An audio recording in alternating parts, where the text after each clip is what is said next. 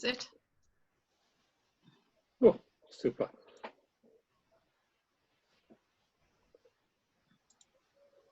That's it. Okay, excellent. Right. Okay, well, that's tonight's talk on the solar cycle. It's quite a good time to be looking at the sun. I mean, we are at solar minimum, so sunspots are kind of small and they're also kind of sparse as well.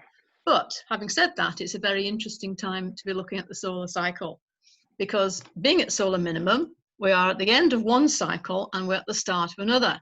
So when we do have sunspots, we have sunspots from 2 cycles present on the solar disk at the same time.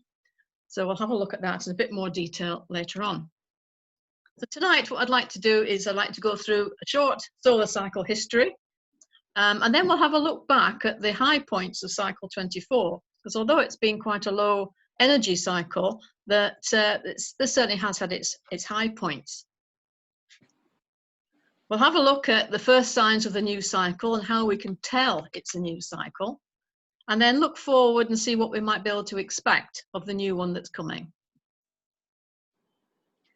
Well, as you know, with astronomy, what you want is to gather a lot of light from very small, well, not small, but very faint objects way off out in the universe. So you need a nice big aperture telescope. But with solar astronomy, you've got the opposite problem. You've got a very near, relatively near, and very bright object. So a small telescope is absolutely ideal, which is good news, really, if you've only got a small telescope. Or at least it's not going to cost you a fortune to buy something huge, massive, and very expensive. So a small, cheap kind of telescope does the job really nicely.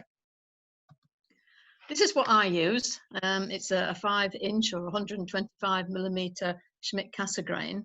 And you'll see at the front here, I've got a glass Type 2 solar filter fitted over there.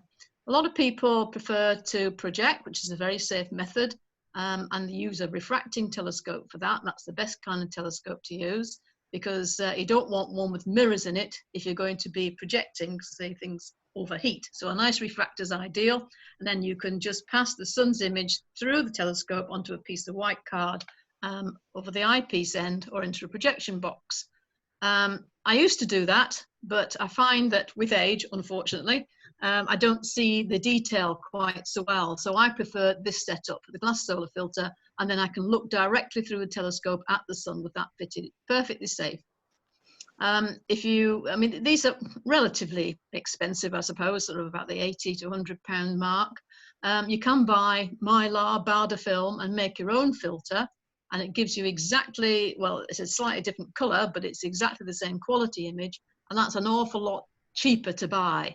If you're reasonable at DIY, you can make your own filters. And that's the kind of view that I get through a telescope, and this is downloaded off Soho today, but I get exactly the same look as that. It's very yellow. If you're using Mylar, it'll be a more silvery image, but the quality is just the same. And you can just see there in the northeast limb there, just over there, we have a patch of faculae, and I'll go into what that is later on. But it's an area where you can expect possibly sunspots to be growing, or probably in this case where sunspots have faded. So there was a bit of excitement, and again I'll show you that a bit later on, but it seems to be a bit of a damp squib, unfortunately. Now that's to look at the photosphere. That's white light we were talking about, and that's where you see sunspots. If you want to up your ante a little and look at the solar atmosphere, the chromosphere, then you'll need a hydrogen alpha telescope, and that's the bit where it gets a bit more pricey. So you're looking at a very specialist part of the spectrum. You're looking towards the red end of the spectrum at the H alpha line, and that's why you need a specialist telescope to do that. So this is a dedicated solar telescope. It's a Coronado Near Star. It's 70mm, and it gives a superb view. Now, yeah, it is expensive. I can't remember what it was, 2,500, something like that. But that was in about 2001. And when you think that's 20 years worth of value, still working well today, then, you know, relatively the cost per year is not a lot. So it's like anything else. You get your use out of it. It doesn't really cost so much. You can buy a system for your existing refractor, and you can buy a two-part system, and you can put over the objective end. You have your, oops, excuse me, back to that. You have your H alpha filter, which you put over the objective end, and a blocking filter, which you'll put over the eyepiece end. So they're both just about as expensive as each other. It's just a matter of which system you prefer. And that's what it gives you. It gives you a sort of a red image, because you're looking at that narrow band near the red end of the spectrum. And you don't see the sunspots quite so well, but that's the point. You're not really trying to do that. So there's your sunspot group. And you're looking at the area above the sunspot, and you're looking at things like filaments and prominences, and this sort of brighter area, which is hydrogen alpha plage. And we'll go into that in a little bit more detail later. Some observers, you can see this is another observer in the BAA solar section. It's got a very nice refractor here. It's got a type 2 glass solar filter fitted over there. He's got his Coronado dedicated H alpha telescope piggyback onto there. And he's got a CCD camera as well fitted, and then a sheltered or covered laptop, so he's hiding from the solar glare so we can take some images. So although it's quite cheap to get started with solar observing, it's like anything else, you can throw as much money at it as you want, and it can be expensive like anything else.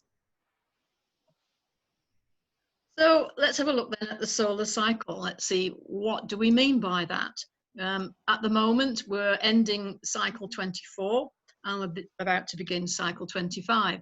And you might think, well, if the sun's 4.5 billion years old and the solar cycle is only 11 years long, then how come we've only just ended solar cycle 24? I'll explain that in a wee bit, hopefully too. Excuse me a moment. Now this chart shows us the last 4 solar cycles. And you can see the rise here, the slower rise usually, a faster rise of about 4 years up to high intensity, and then there's a slow decline down to minimum of about 7 years. So that's cycle 24 here, and then 23, 22. So you can see straight away, well, there's something a bit odd about this one. We've had some relatively high intensity cycles, but this one has been quite low, but that's fairly normal. So you do have high intensity, kind of middle of the road ones, and low intensity cycles. So we've experienced a bit of a low intensity one. You might also notice that most of these have double peaks, and that's quite normal too. And what it's referring to is a peak of activity in, say, the northern hemisphere, followed by a peak of activity in the southern hemisphere. And this one, you can see we had a peak here in one hemisphere, which was quite low, relatively speaking, to the second peak there. And it's been the first one that we've observed where the double peak, we've had the lower peak first. Usually the lower peak comes second. So that's just been a little bit odd. We've known about sunspots way back to about 800 BC, when the Chinese astronomers noted naked eye sunspots when the sun went into some sort of fog bank or something like that. Then they were able to see these black blobs on the sun, and they started to record them. But it wasn't until Thomas Harriot came along in 1610, when the telescope was invented, and he put some darkened glass on the front of his telescope, and I don't recommend that for one moment. And he looked at the sun and he saw that there were actually these dark spots on it all the time, or most of the time, so you didn't have to wait for it to be naked eye. So Samuel Schwab came along in 1843, and what he wanted to do, he was charting these sunspots quite carefully. And the reason he was doing that is because he was looking for a planet that he thought existed between Mercury and the sun. So every kind of dark blob that came along, he was noting it so he could try and identify this planet. Over about a 10-year period, he looked at all these different spots. He didn't find his planet at all. But what he did notice was that there was a variation in the sunspots. There was a lot at one point and not so much at another. And he reckoned that to go from high to low to high again took about 10 years. About the same time, Rudolf Wolf came along. And not only did his own solar observations, but he also looked at the observations from other astronomers. And he went back to about 1745, analysing all these observations. And he discovered that there was indeed a variation in these sunspots. They were more frequent at one point and less frequent at another. And he worked that cycle out to be about 11 years, not 10. And from his calculations, he was able to establish that the first cycle he could identify and catalogue started on 1755. And that went on for 11¼ years. So that's why we're only on to cycle 24, 25, because the catalogue system that we use didn't start until 1755, courtesy of Mr. Wolf. So you'll see here that it's not exactly 11 years long anyway, so it's only approximate. In fact, 2 and 3 number cycles were very short indeed. They were only 9 and 9¼ years, and those are the shortest on record. And then incidentally, they were followed by the longest on record at 13.67 years. Now, all the other cycles that have gone on from 7 through to 24 have all been the kind of 10 to 11 year range, so nothing terribly extraordinary. Going back to our cycle chart that we had a look at, you'll see this one is superimposed with some dots. This is called a butterfly diagram. And all these dots relate to is that when we have this solar minimum and we have the start of the new sunspot cycle, then sunspots appear at a high latitude. And as the cycle goes on, if you record the latitudes of all the spots that appear during the 11-year cycle, you'll find that stop clicking that. They migrate in towards the equator. But if you go back here to the minimum, you'll see the new spots starting up here at high latitude, but also the old spots that have been down to the equator or arrived at the equator are still existing. They're coexisting with the new ones. So we can deduce from that that when the cycle starts, we have high latitude spots from the new one, but we've also got low latitude spots here from the old cycle. So we can establish then that new cycle sunspots appear at a higher latitude, and usually that's around latitude 25 to 30, and then they will migrate down towards the solar equator. But once the old cycle actually ends, so they coexist for about 18 months, maybe 2 years, and once the old cycle spots peter out altogether, then the new cycle spots actually go up in latitude, which is kind of counterintuitive, but they go up a little bit higher and they start appearing at around about latitude 30 to 35. Oops, something's occurring on my screen, let's get rid of it. Right. Sometimes spots can be recorded at higher latitude than that. They can be as high as 40 to 45, and if so, that's worth noting in your log because that's quite unusual. They've even been seen up to about 70 degrees in latitude, north or south, and that is extremely unusual. I've not seen that myself, and it's certainly worthy of note. So sunspots do not appear at the poles. They rarely appear actually on the equator, although I have seen that from time to time. So there's not actually they don't do that, but they tend not to.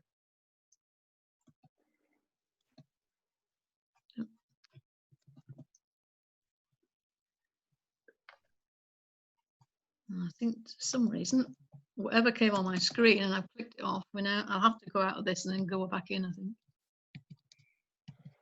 The screen stopped working altogether. Let's stop sharing. Start again.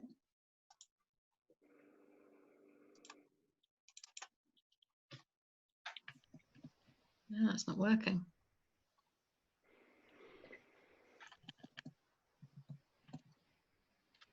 Well, for some reason, it's there's something came up on my screen to do with Zoom.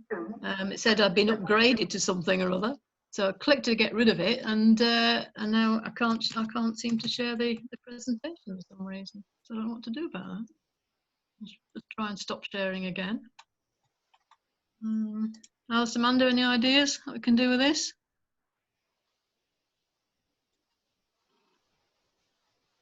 No, on the bottom left, it had little arrows to right and left. Is that maybe worth clicking on? Sorry, what was that? When you had your sun screen up there, there were little arrows at the bottom left. Is that for moving pages forward and back? I don't know. I'm just try again. Click on PowerPoint again. Hang on, I'll go back to the beginning and see if I can do it. Resume slideshow. Hang on. Whatever I did, God knows, but it's worked anyway. Right, let's resume.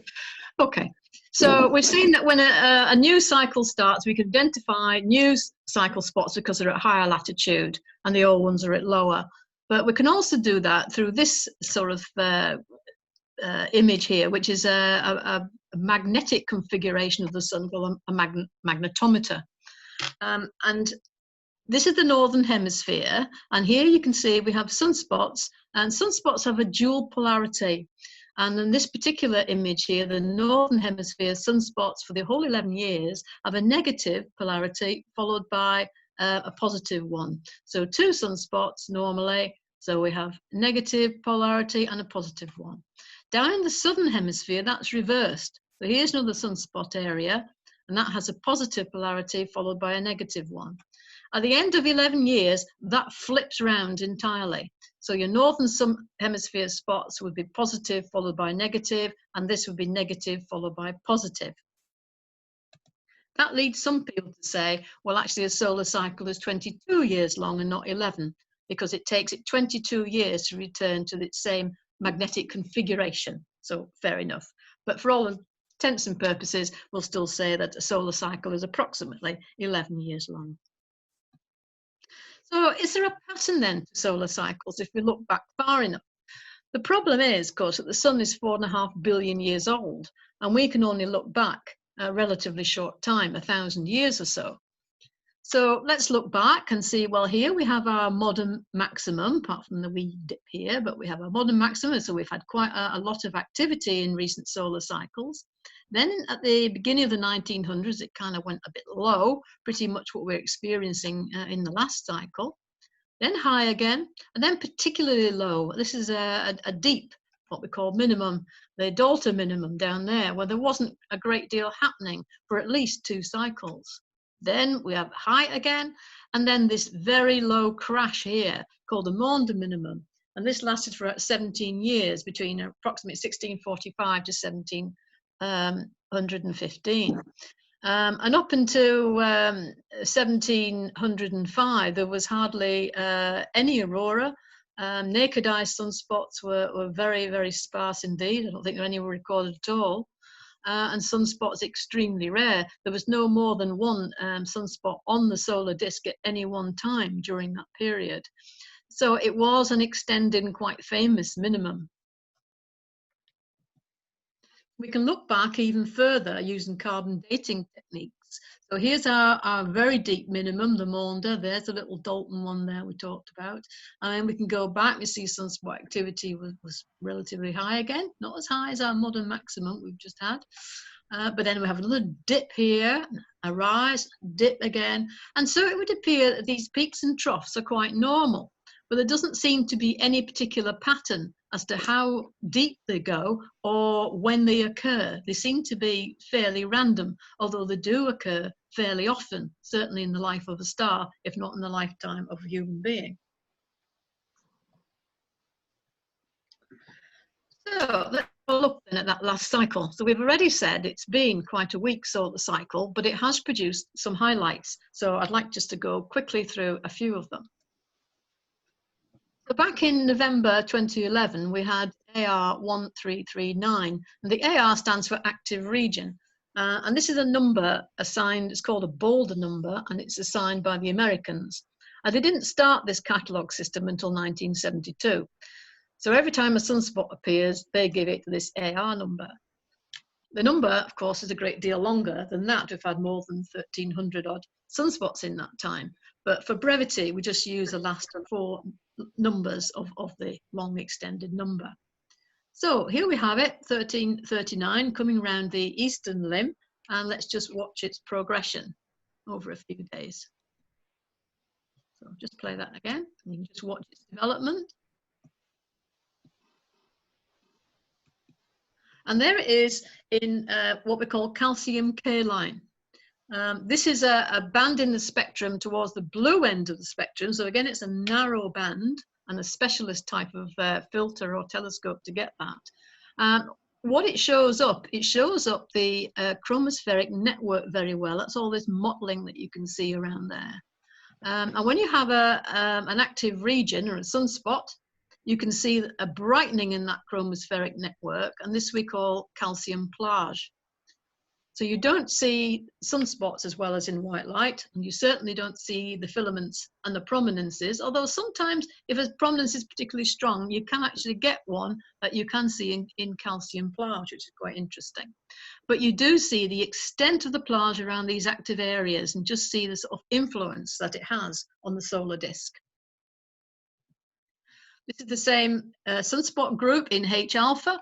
So we're looking now at the chromosphere, the area above the sunspot, and we're looking at the sort of magnetic contortions that the sunspot causes. So we're back now to looking at our filaments and prominences, or I can't see any on that particular image. And these little bright patches here, which is H alpha plage, and it's from the H alpha plage areas that you get intense brightenings called solar flares.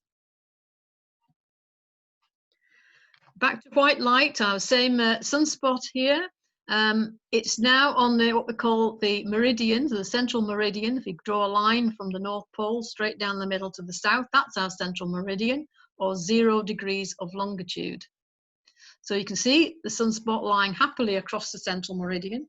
Now, if we do get the solar flare, this is the interesting part for Earth, because it's then Earth-bound. All these, if they have solar flares, the flare will be going off in all these different directions, but this becoming straight at us, straight towards Earth.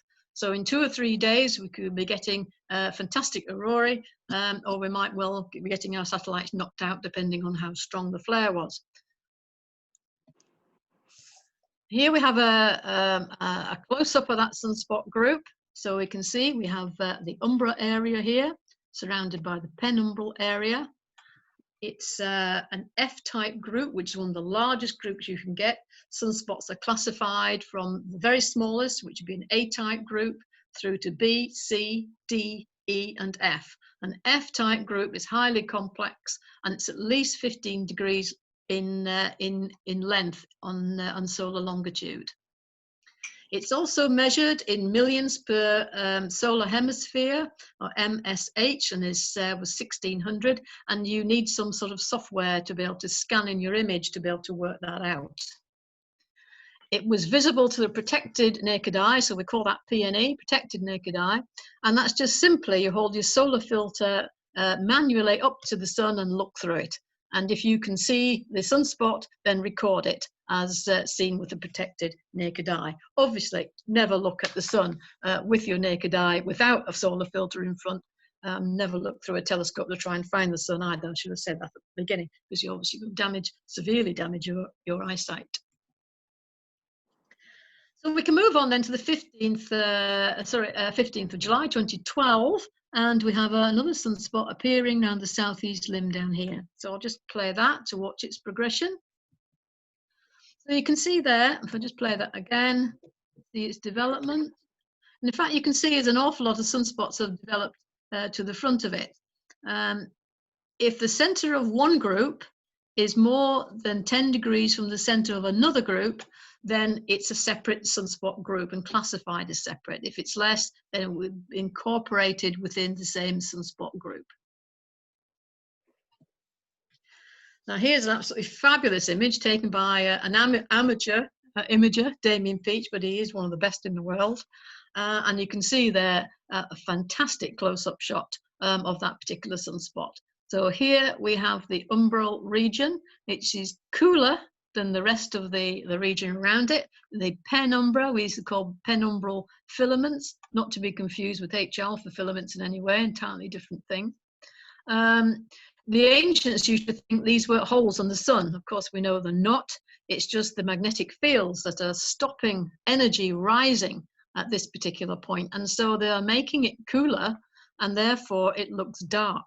So the granulation here is about 6,000 degrees, and this area is about 4,000 degrees. And so that is what a sunspot is. They're not holes, they're not depressions. When a sunspot gets to the solar limb, either rotating over it or rotating away from it, it for all the world looks like a depression. It displays what's called the Wilson effect, and it has kind of a wall to it, and it really looks like it's a depression, but it is just an optical illusion. So there's no dip in them at all. They just happen to be dark and give the impression of being dipped or a hole. So fantastic image there showing the solar granulation there. And this is the region, the solar surface, where all the hot energy, the gases are rising from the interior of the sun, and it's being released on the photosphere as white light energy. And this is a kind of close-up of that granulation, and you can see here the granules. You can see the rising packets of energy, light being released here, and as that energy cools, or a plasma cools, it then goes back down into the sun through these dark intergranular lanes, these cooler regions, to be reheated, re-energized, and brought back up again. So down in the sun, we have there are kinks appear in the magnetic field, and these kinks are called flux tubes. And when these flux tubes pop out onto the photosphere, they're quite small, bright points, and we call them filigree.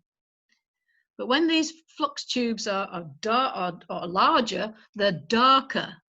And when they pop out onto the photosphere, then they can develop into rudimentary sunspots. And then these also then become the large sunspots that we've been looking at today. This image here is in hydrogen alpha. It's looking over the top of the sunspot. You're not seeing it as clear as you're doing white light. You're looking at the magnetic configuration in the chromosphere. So you can see the sunspot here, and you can see the larger ones in the group, but you're really looking at the magnetic configuration, the magnetic storm around it. So here we've got filament, and all the filament is plasma that's been caught up in a magnetic loop, and there it is looping across there and reconnecting back down here. Now when these magnetic loops connect, disconnect and reconnect, that's when you get huge releases of energy, and that's usually what you call a solar flare. Sometimes this energy can also release plasma, and that's a coronal mass ejection.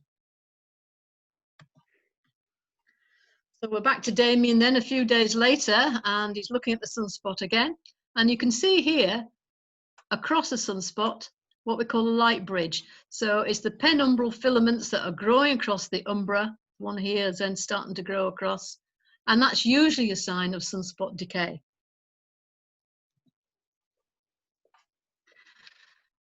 Same sunspot, back to H alpha, just about to rotate off the western limb. And we can see it's an F-type group again, the largest, and it was visible to the protected naked eye during between the periods of July the 11th to 15th. There was lots of faculae heralded its approach, and also was left thereafter once it rotated off. Faculae are these bright clouds that we saw in the very beginning, sort of weaker magnetic areas compared to the strong magnetic area of the sunspot. So that's all really I can tell you about them. But they do tend to announce the sunspot's arrival. If you see faculae, you usually see it better around near the limbs, where limb darkening effect makes them show up better. You can't see them so well along the central meridian. But they're usually a sign that a sunspot is about to develop, or that one has decayed, and that's all that's left of it. But they don't turn up for every sunspot, so we're not quite sure why they turn up for some and not for others. So you can see the size of it. It was nearly 1,200 millionths of solar hemisphere on July the 8th. And as you can probably imagine, being such a large and active sunspot, there was a lot of flares and filaments associated with the group. Going on to 2014, in January, and 2014 was a particularly good year for this solar cycle. Then we had AR 199 1944. And again, if I just play that progression, you can see the development of that as it went on. And there it arrives around the central meridian. It's just probably past the central meridian. So we've got a large sunspot leader and a sort of smaller follower, but still quite a decent size. And then all this stuff behind. And actually, it was this following trailing area where all the energy was confined. So that's where all the tangled magnetic field loops were. And if we look at this next image, you can see that. There's your lead sunspot, and here is the trailing sunspots, and that's where all the flaring activity was going on. This is a close-up, again, another very talented imager, Dave Tyler. And you can see here the central sunspots, and of course lots of magnificent filaments, and this beautiful flaring area here. Now, a flare is measured not only in its brightness, but in the extent of area that it covers as well. And this one is just as it's about to rotate over the limb. So there's our lead spot. Here's our following area. Very nice dark filament here, as you can see. And you can see now that filaments and prominences are the same thing, because out of this sunspot, you can just see this dark filament here starting to rise up over the limb as a prominence. So you can see that's it, same feature. It's just you see a filament as dark across the bright solar chromosphere, but you then see a prominence as bright against the blackness of space, but it's just exactly the same thing. So here, we look at that beautiful filament there. It's almost like a factory chimney. So you can imagine transporting that to here and just see that billowing away as a bright prominence. It would be absolutely fantastic. Right, so F-type group, 1,580 millions. So it was pretty big. It was 19 degrees in length, which was it was fantastic. And it was seeing P&E as one spot. This is quite unusual. One spot on January the 3rd, and two separate spots on January the 6th, 7th. Well, it would have been on the 8th as well, but I just didn't have an observation for that, but the 8th and 9th.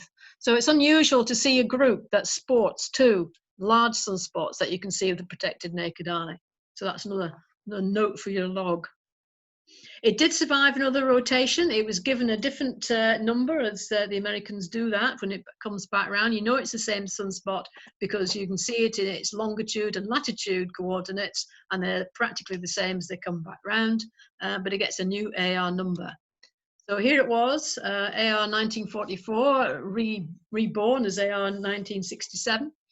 Still impressive. In fact, it was 40 millionths of solar hemisphere larger, so not a huge amount larger, but a wee bit more. And more or less keeping to its same configuration of the leader, large follower, and then this tangle of spots drifting along behind.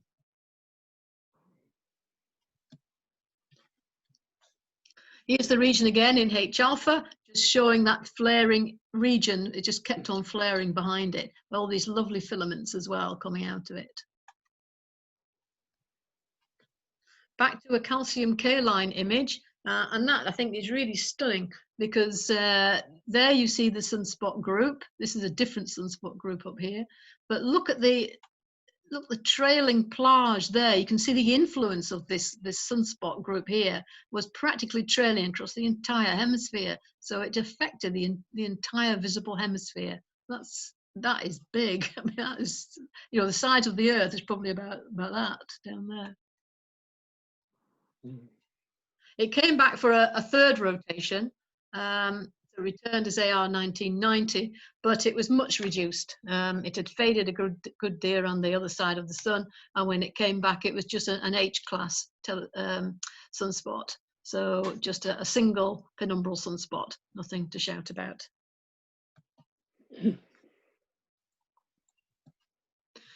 And the final one we'll look at is this AR 2192. This is my absolute favorite. You can see on there probably why. I mean, just look at it. As soon as that appeared, you knew it was highly unusual. I mean, although that's in white light, if you use a little bit of imagination, you can just imagine the tangled web of loops of magnetic activity around that. It was straight away as it came on, and you think, that is like a solar hurricane, never mind the sunspot.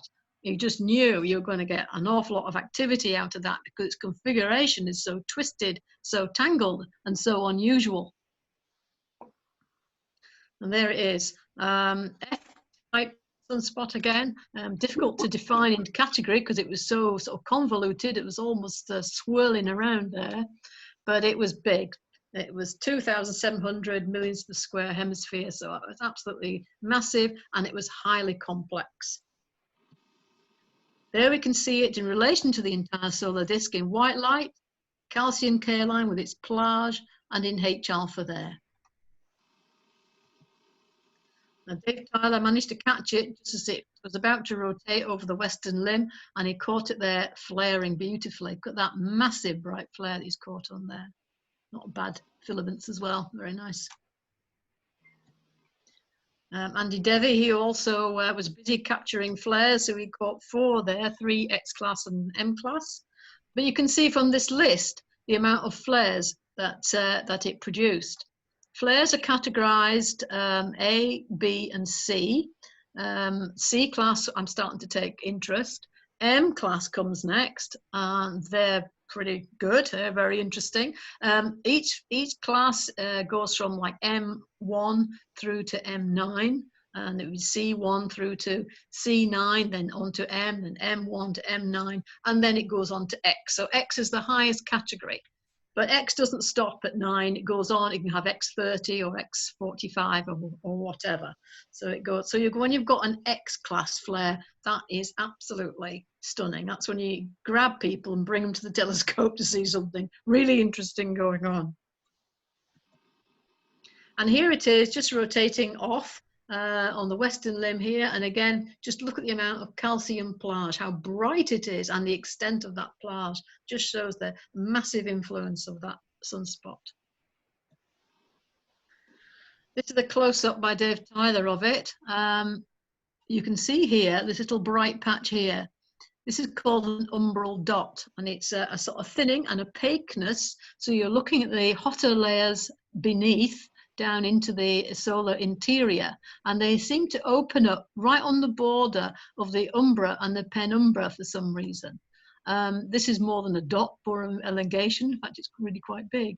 But they're just something to look out for. They're not really terribly easy to see visually. I can't say I've seen one because they're so small. But certainly if you're an imager, it's worth examining your images to see if you can find any of these umbral dots that turn up from time to time. So let's just review. Well, what do we know? Well, we do know that despite cycle 24 being the weakest cycle since cycle 14, and that was back in the early 1900s, it still produced some very remarkable active regions. Generally, this last sunspot, sunspots were smaller than the previous cycles, and that's cycles 14 to 22. They all produce larger sunspots. Only cycle 23 failed to produce a larger sunspot than that solar storm we just had a look at. But on average, throughout that cycle, sunspots were larger than those of cycle 24. So we can conclude that cycle 24 was the weakest for 100 years. On average, the sunspot groups were smaller for 100 years. And current observations show that very little H-alpha activity went on during this solar minimum compared to the previous cycle. And that's something I've certainly observed. During solar minimum, you can expect you're not going to see very many sunspots. That's quite normal. But in H-alpha, last solar minimum was quite active. There was plenty of prominences, plenty of filaments going on. But this time, nothing. It's been very, very quiet. And what has turned up has been extremely faint.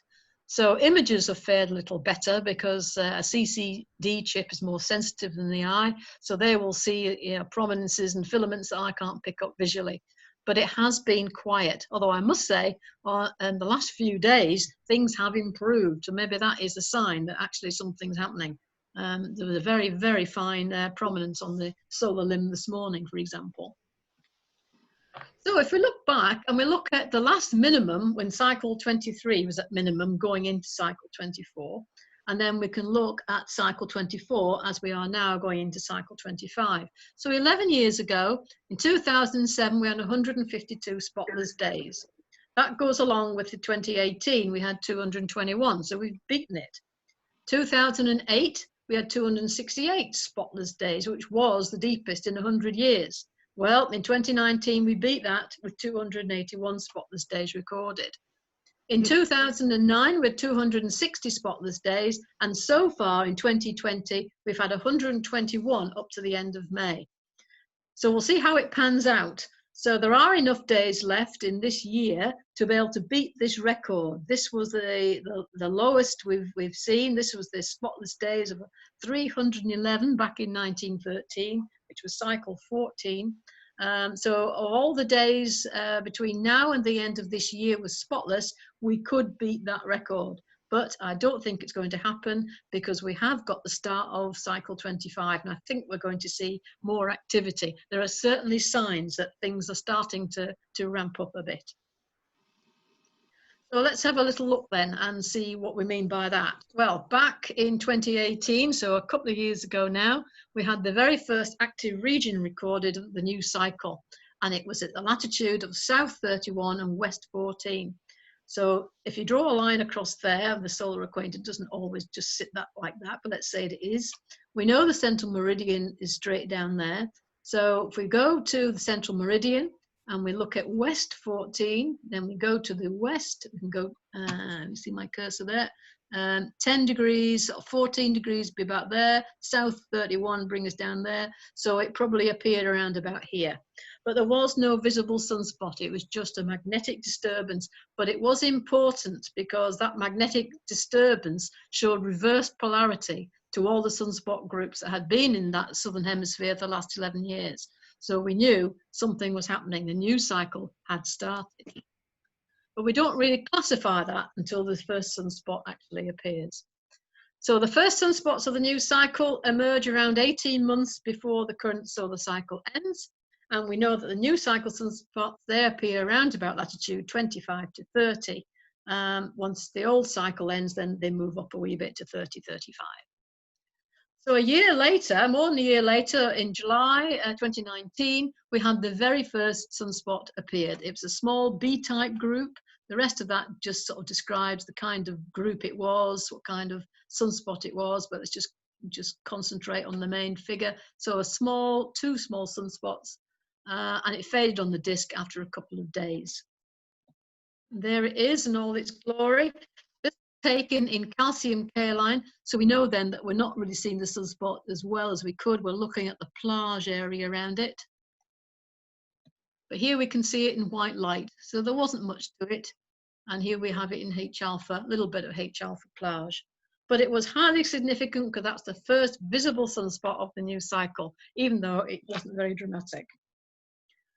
Then we had to wait all the way until Christmas Day before we got the next one. And this is the classic B-type group. So just two small sunspots, leader and a follower. Here it is, Southern Hemisphere, South 29, just where you'd expect it to be.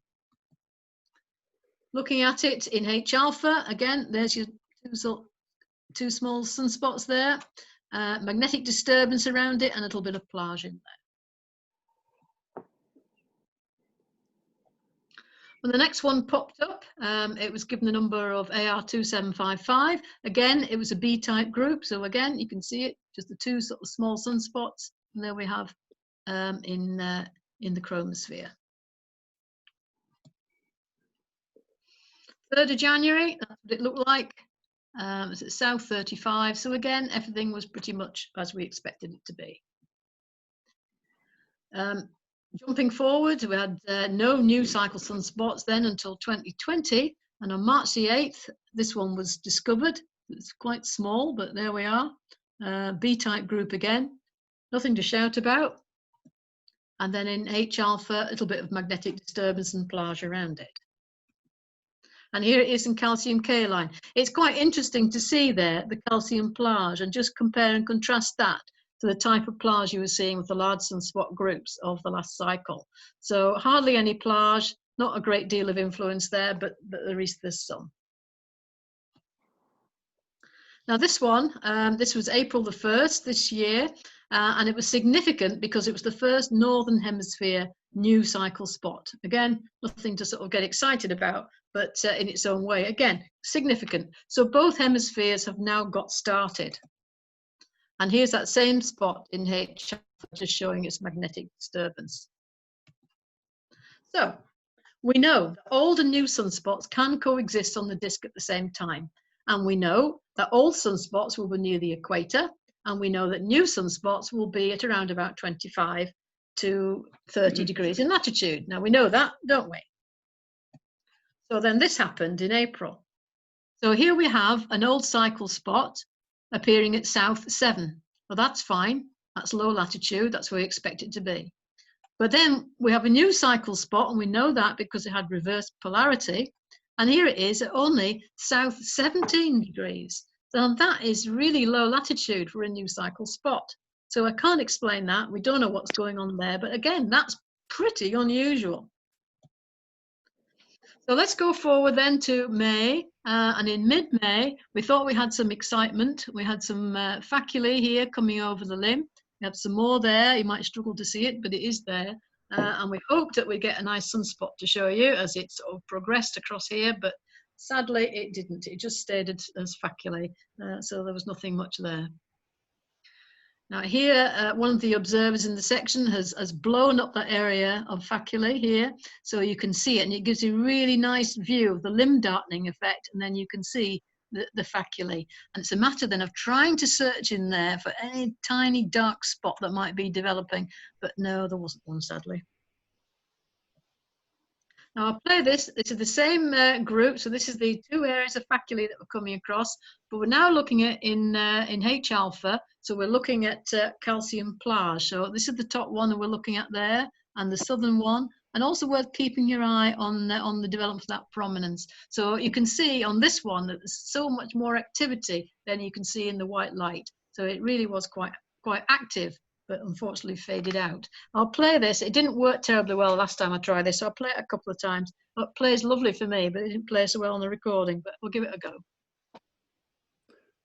I hope you're seeing that reasonably and seeing those 2 bright areas. I'll play it again. So they see those 2 bright areas of plage coming around. So they were, you know, quite decent areas. You see that lovely prominence developing there. Look at that. Whoa, beautiful. Well, I hope it played well for you. Just to bring you right bang up to date, just a few days ago on the 29th of May, this is stereo. This is stereo ahead satellite. So we can't see it. Earth's over in this direction. So this is the limb as far as Earth is concerned. So this was behind the limb. We couldn't see it, but stereo could. So there was an active region, and it lashed off an M-type flare, and then it lashed off a couple of C-type flares as well. So we're very eagerly awaiting it coming around the limb so we could start to see it. We thought it must be something pretty good. That's the first M-class flare, by the way, we've had for over 900 days, and certainly the first flares of the new cycle. So that's why we're getting a bit more excited, because things are starting to happen. Now, Gary Palmer here, once it rotated over, you can see there is a sunspot and then a bit of, this is in sodium, so this is white light in effect, so we have the faculae here. So we did have a spot, but unfortunately it all fizzled out, because you remember that very first image I showed you through my telescope and just showed you the faculae, and there was no spot, so it's faded. So it was an area that was happening on the other side of the sun, and instead of rotating over and behaving itself, it's just unfortunately fizzled out. It might reignite as it travels across our part of the sun, you never know, but anyway, I wouldn't hold my breath. So this has been the norm. For this particular cycle, it's been like this during sunspot minimum. Nothing, nothing, and nothing. I mean, that is pretty unusual. So nothing like the previous minimum 11 years ago. So looking forward, what will the new cycle look like? Well, deep down in the sun, we have this conveyor belt here, and the gas flows here. They evolve the magnetic field. So all the old sunspots and magnetic fields, when they die off, they sink down here into the solar dynamo, they're re-energized and they're brought back up to the top. That's how the whole thing works, basically. Since the 19th century, we've known that that conveyor belt's been present. We know that it's been going quite slowly. There's a northern hemisphere one and the southern hemisphere one. It goes at walking pace about 1 meter per second. But in recent years, not only has it decelerated, but also north and south have gone out of sync. It's the slowest on record. Now, scientists can also measure the magnetic field in sunspot umbra. That's a bit of a specialist field, but they tell us that sunspot umbra, the magnetic fields therein have been declining steadily. And if they continue to decline below this line of 1500 Gauss, then there won't be enough magnetic field to form sunspots at all. We'll cross this line in 2022. So cycle 25, although it started, could peter out altogether. So we might end up with something similar to the Dalton minimum levels. So just to sort of speculate, we know that cycle 25 has started, but it could fade away.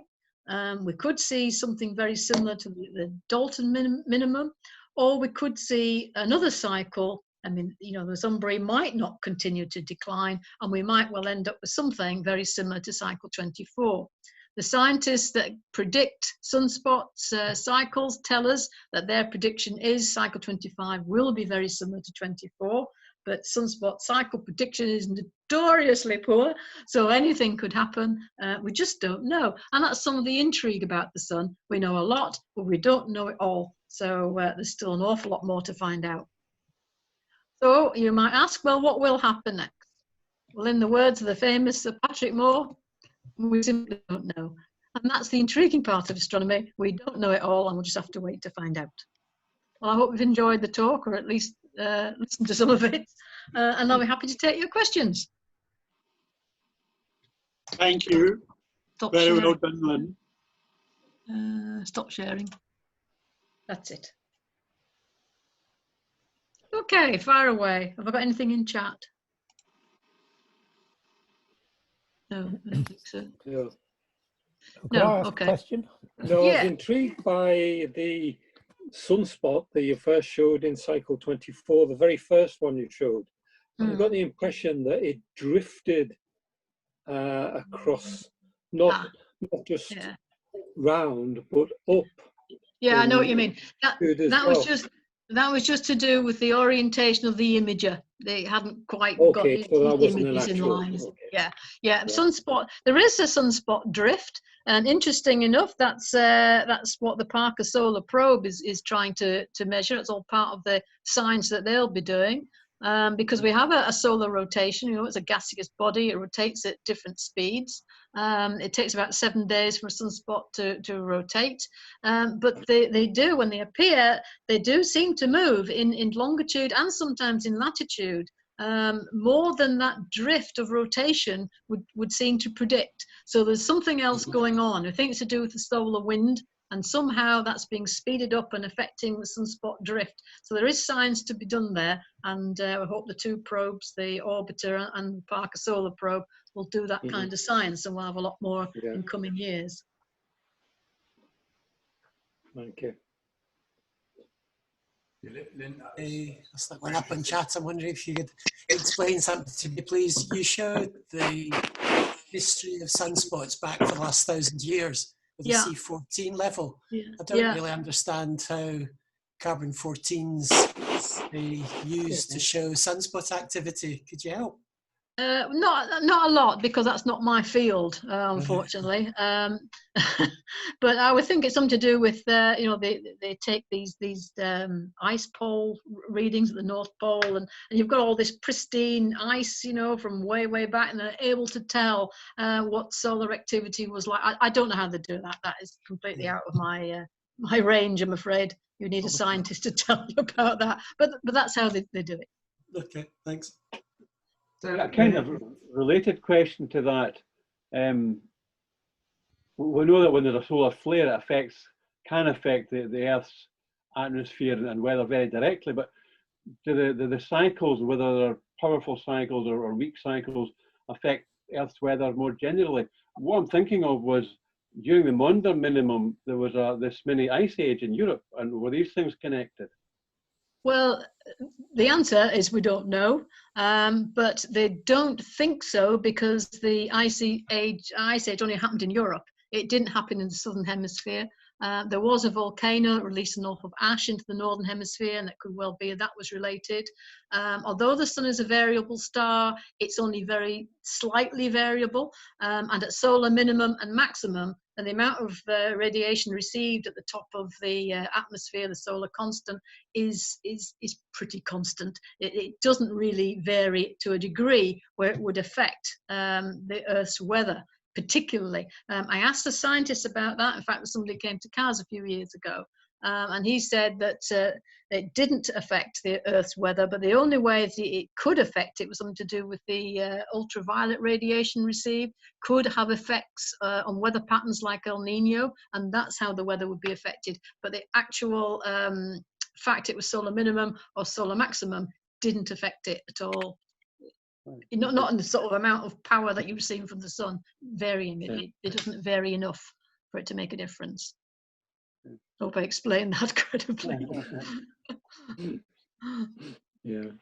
Lynn, is there a direct relationship between sunspot activity and solar flare activity in that particular region?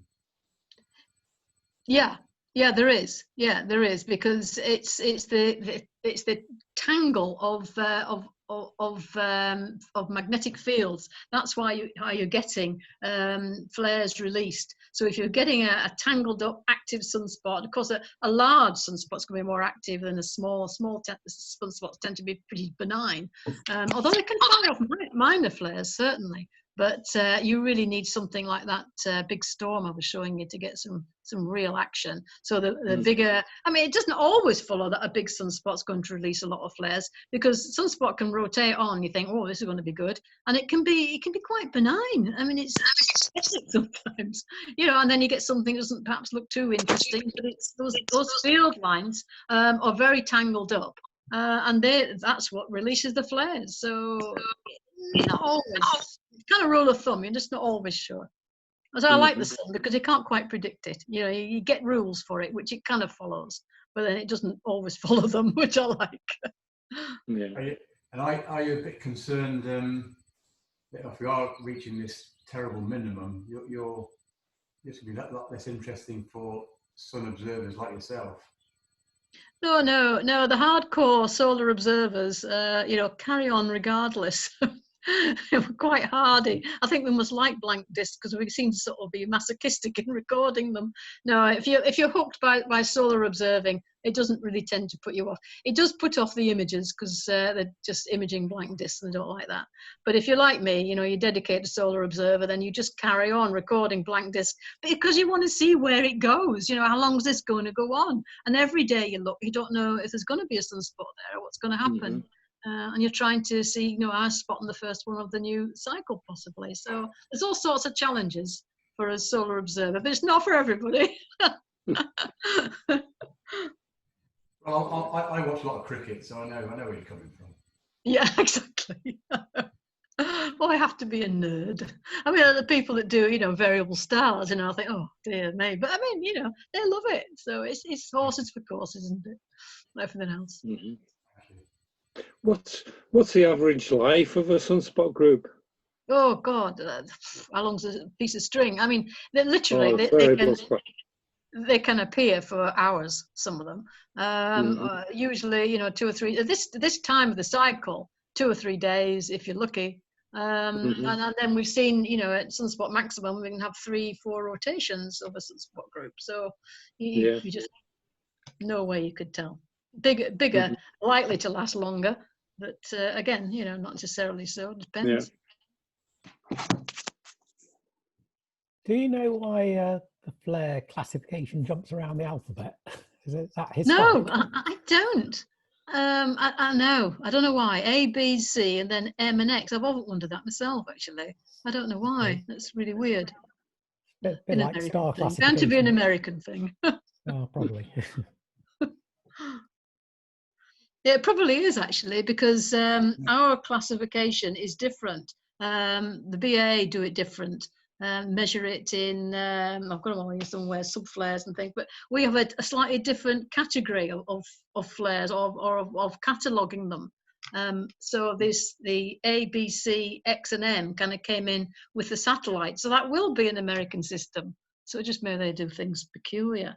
But yeah, we have a different. We do it off the cuff, sort of by area as well as intensity. So measure it by square degrees and so on, and classify it there as the type of flare it is. That's the old-fashioned way of doing it. Thank you. Very good talk, by the way. Oh, thank you. Sorry. Any other questions? Yeah, Sorry? kind of a general one.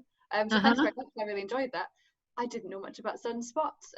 How do you actually get into watching sunspots? It's not the first thing you think of. You think of looking up at the stars as a kid. You can imagine that. But how does one get involved and get interested to begin with observing the sun? Well, are you asking me how I got interested? Yes, I guess. How did you get interested?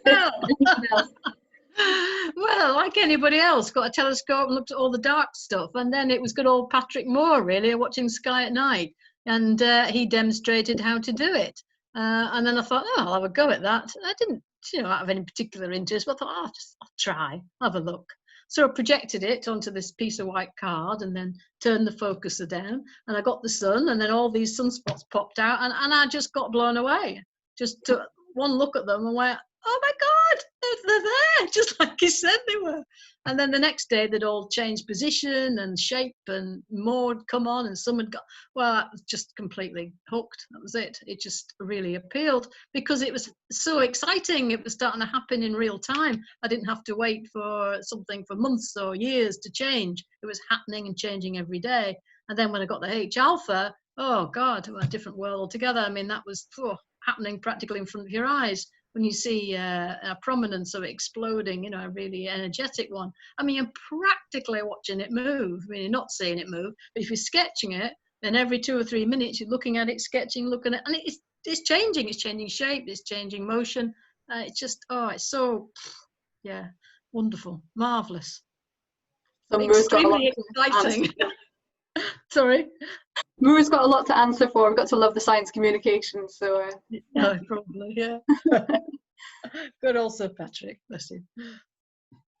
How long do you spend on it each day yourself, Lynn? Sorry, Klaus, couldn't hear that. How long do you spend each day yourself? Oh, Bob.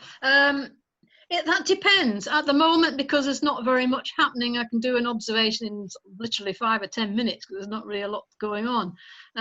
But when there's a lot of sunspots going, and particularly if there's an eruptive prominence happening, I'll be on all day, and set it up in the morning and be there till sunset, grabbing people off the street. Come and see this, come and see that.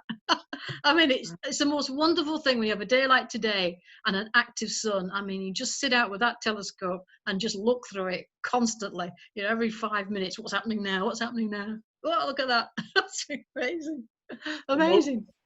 I hope you're not bringing too many in during the lockdown. Oh, no. Well, there's nothing to see at the minute. I was talking of, the historic past. Yeah. Nothing to get excited about at the minute, really. Well, that was fabulous. I learned a lot more. I mean, when I did my degree in astronomy, astrophysics, I thought I'd learned a lot, but I've learned a lot more tonight. Oh, that's good, thank you. Well, if you want to start solar observing, then BA solar section, just drop me a line. Always glad to have more members. Are you BA members, by the way, or not? Right, not. No, not a single BAA member? Oh, my goodness me. Oh, I think our club in Bristol is a group member. Oh, that's good, affiliated, yeah. Well, they are doing webinars every Wednesday night, 7 o'clock. You don't have to be a member during this pandemic. So if you just go onto the front page of the BA website, you'll see where the webinars are.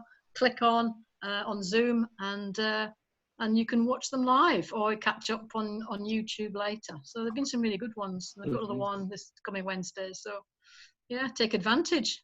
It doesn't cost anything. Right. Sounds good. Excellent. Well, we'll leave it at that then, shall we? Yeah. Sorry, I can't hear you, Alice Amanda. That's a shame. Naive question. Why is the convention when you're looking at the sun goes from east to west rather than west to east? Sorry, I can't hear that, Charlie, at all. Start again.